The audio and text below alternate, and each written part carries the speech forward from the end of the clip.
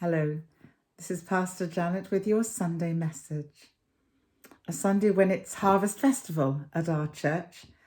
Harvest Festival when we bring the gifts from our gardens and from our shopping and from the flowers that we can get in the supermarkets or in the flower shops or in our gardens, all the things that we have, and we arrange them in church.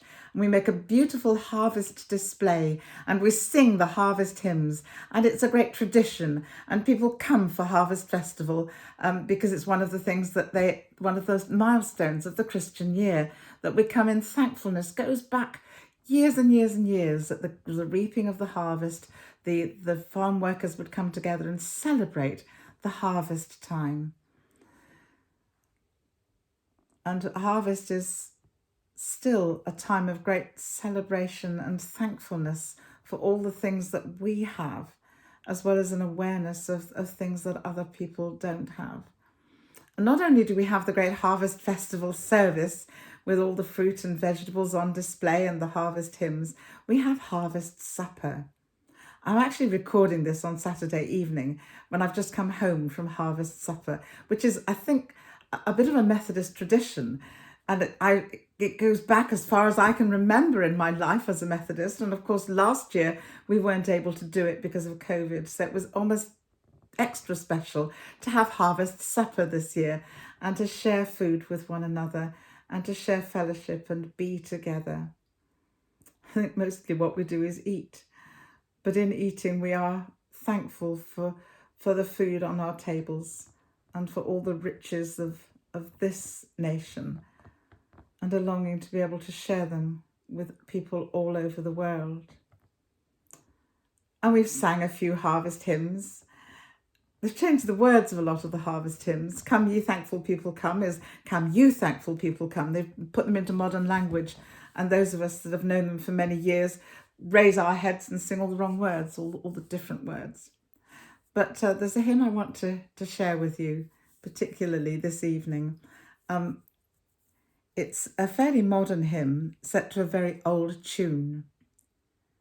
For the fruits of all creation, thanks be to God. For the gifts to every nation, thanks be to God. And there's lots of verses. In the just reward of labour, God's will is done. In the help we give our neighbour, God's will is done. In our worldwide task of caring for the hungry and despairing, in the harvests we are sharing, God's will is done. And then there's the last verse, which is beautiful words. For the harvest of the Spirit, thanks be to God. For the good we all inherit, thanks be to God. For the wonders that astound us, for the truths that still confound us, most of all, that love has found us, thanks be to God. So this weekend is a time of thankfulness. So many things to be thankful for. So many things to be concerned about as well, and we don't belittle those.